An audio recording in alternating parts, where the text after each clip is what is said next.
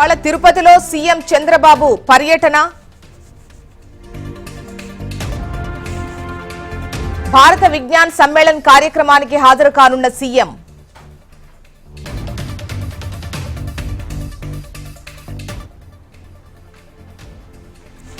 నేడు తిరుపతికి RSS chief Mohan Bhagwat, కేంద్ర మంత్రి షెకావత్ భారత్ విజ్ఞాన్ సమ్మేళన్లో పాల్గొననున్న నేతలు.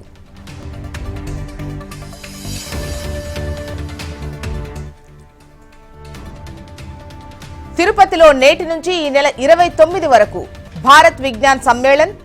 ప్రముఖుల రాక నేపథ్యంలో 3000 మంది పోలీసులతో బందోబస్తు.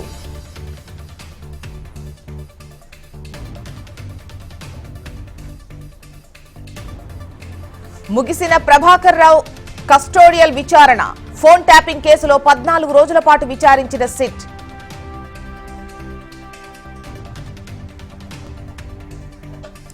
జీహెచ్ఎంసీలో 12 జోన్లు, 60 సర్కిల్స్. జోన్లు, సర్కిల్స్ ను పెంచుతూ ప్రభుత్వం ఉత్తర్వులు.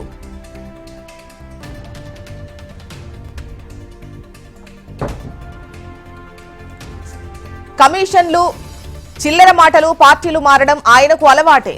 విద్యాశాఖలో లోపాలపై సీఎం రేవంత్ ను నిలదీసిన హరీష్ రావు.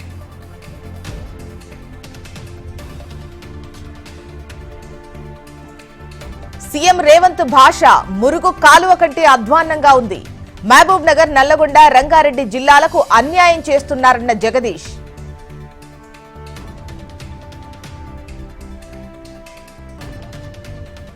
మేడారంలో మంత్రి సీతక్క పర్యటన. RTC bus stand, VVIP, VIP parking స్థలాల పరిశీలన.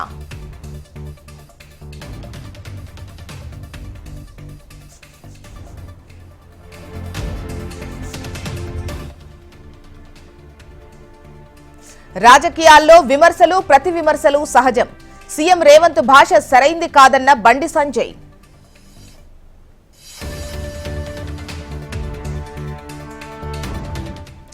ఆర్టికల్ 370 రద్దు అవకాశం బీజేపీకి దక్కడం ఓ వరం. వాజ్పేయి జయంతి సందర్భంగా లక్నోలో ప్రేరణాస్థల్ ప్రారంభించిన ప్రధాని.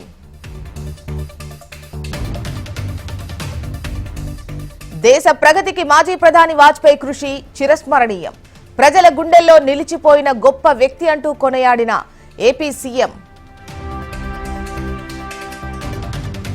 విలువలతో కూడిన రాజకీయాలకు వాజ్పేయి ప్రతీక. ఎల్బీ నగర్లో వాజ్పేయి విగ్రహాన్ని ఆవిష్కరించిన తెలంగాణ బీజేపీ నేతలు.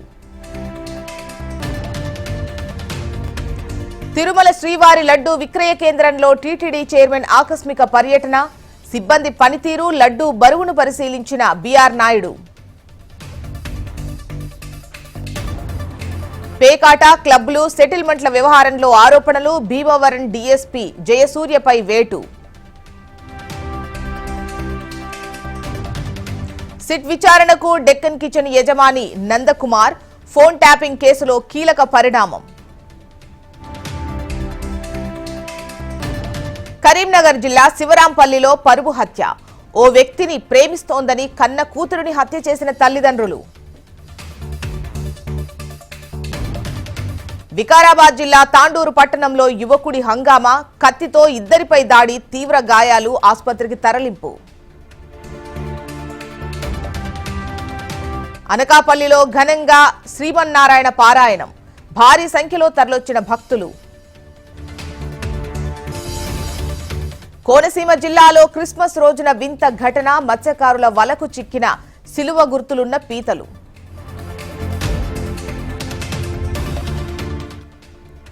ఒడిశా కంధమల్ జిల్లాలో భారీ ఎన్కౌంటర్. 4 మావోయిస్టులు మృతి. భారీగా ఆయుధాలు స్వాధీనం. దేశవ్యాప్తంగా గిగ్ వర్కర్ల సమ్మె. పని సమయాలు, వేతనాలు, భద్రత కారణాలపై నిరసన.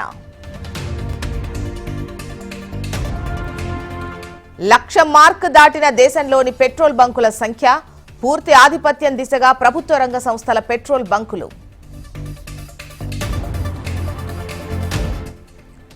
షేక్ హసీనా నేతృత్వంలోని అవామీ లీగ్ పార్టీపై నిషేధం. బంగ్లాదేశ్ రాజకీయాల్లో కీలక పరిణామం. టాంజానియాలో ఘోర ప్రమాదం. కిలిమంజారో పర్వతంపై కుప్పకూలిన హెలికాప్టర్ 5 మృతి